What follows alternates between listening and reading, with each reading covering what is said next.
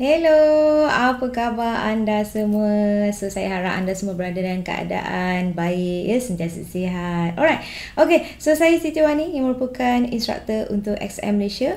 Sekembalinya saya di ruangan YouTube ini, of course, saya nak bawakan topik yang saya lihat menarik untuk dijadikan sebagai ilmu asas, ya, kepada pedagang di luar sana. Alright, okay. Kepada anda yang mana dah biasa kan buka je YouTube channel tapi anda tak subscribe lagi. Jadi ini adalah masa anda yang sesuai untuk anda subscribe YouTube channel XM Malaysia. Okey, baiklah. Saya hari ini saya nak bawakan topik, tentang cara pendekatan SNR, untuk potensi dagangan. Kan saya tahu, kerana ramai di luar sana, anda sentiasa sebenarnya fokus untuk mencari peluang, nak orang kata kita sentiasa fikir, sekarang ni boleh tak momentum buy ataupun sell. Sesuai tak kalau saya entry buy ni mesti profit. Macam tu kan keadaan ni. Alright. Jadi bila kita tahu di mana pendekatan SNR ini adalah satu pendekatan teknikal. Dan memang familiar lah, dan dah orang kata digunakan oleh kebanyakan pedagang juga, termasuklah saya sendiri. Jadi yang mana dah biasa kan, anda yang dah ikut saya di ruang lanjutan Melayu, anda akan lihat semasa sesi saya berlangsung, saya akan sentiasa membawakan analisa pasaran kepada anda, dan you boleh lihat di mana saya juga menggunakan pendekatan teknikal. Alright. Yang pertama sekali, bila kita dah lihat di mana ini adalah satu pendekatan teknikal, dan paling penting pada saya adalah kita sebagai seorang pedagang, tugas kita adalah kita kena menentukan apa strategi dagangan yang kita nak lakukan. Kita tahu kita ada tempoh dagangan jangka panjang ataupun jangka pendek. Alright. Ini paling penting sebenarnya. Kerana apa? Kerana kita perlu menentukan berdasarkan instrumen yang anda pilih sebenarnya. Kalau kata contoh lah, you trade gold macam saya kan. You boleh tentukan.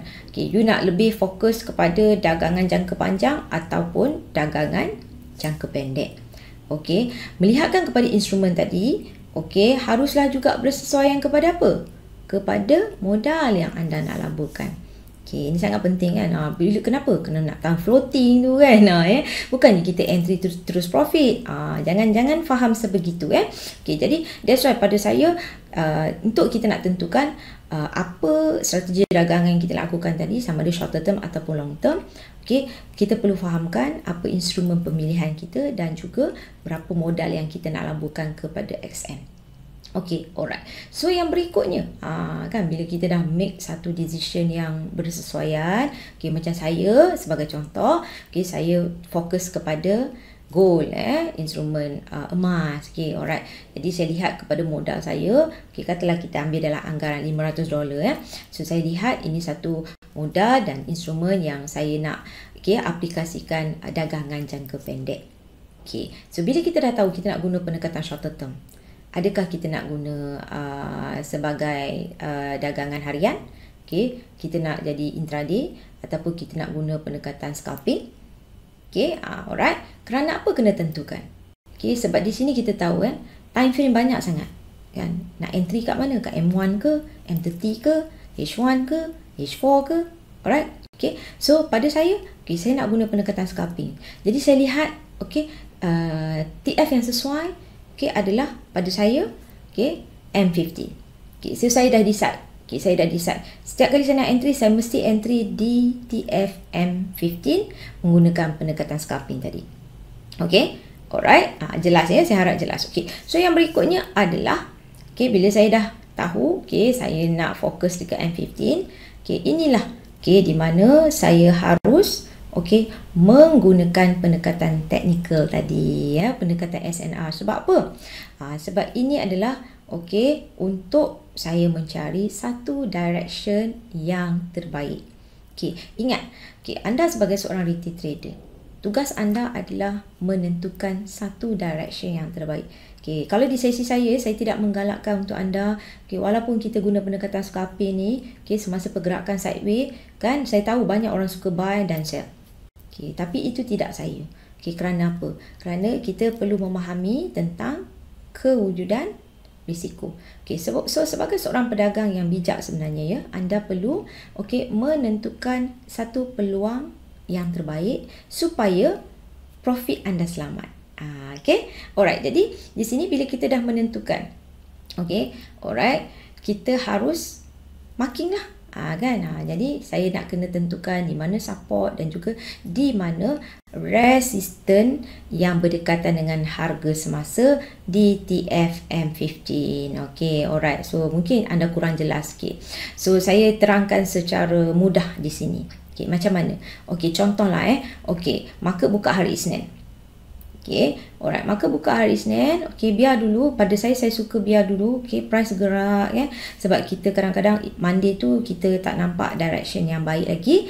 Alright. So, bila market hari Isnin tutup, kita akan nak cari peluang pada hari Selasa. Alright. So kita dah tahu dah. Price dah buat pergerakan harga paling tertinggi dan terendah pada hari Isnin.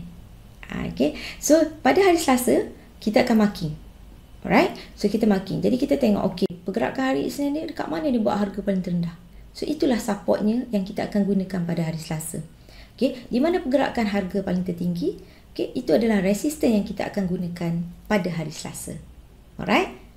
So yang berikutnya adalah pada hari Selasa yang kita nak entry tu. Tugas kita adalah menentukan apa direction yang terbaik. Because kita dah marking support resistance. Dan di sini kita kena fokus. Kalau anda nak guna pendekatan scalping seperti saya, fokus dan pengamatan sangat diperlukan sebenarnya.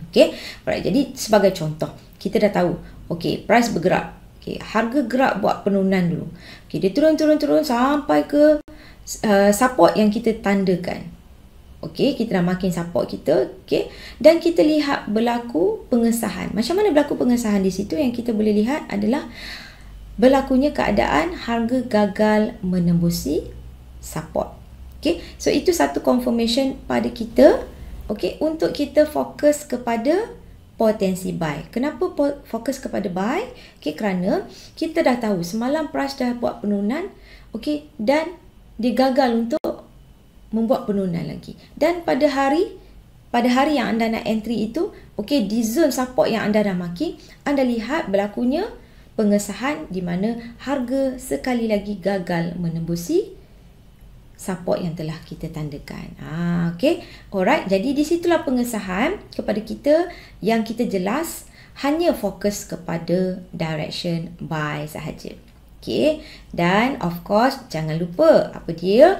Tentukan risiko dan ganjaran yang bersesuaian. Alright. So yang mana berminat untuk nak ikut dengan lebih lanjut, anda boleh ikut sesi saya di Ruang Lanjutan Melayu.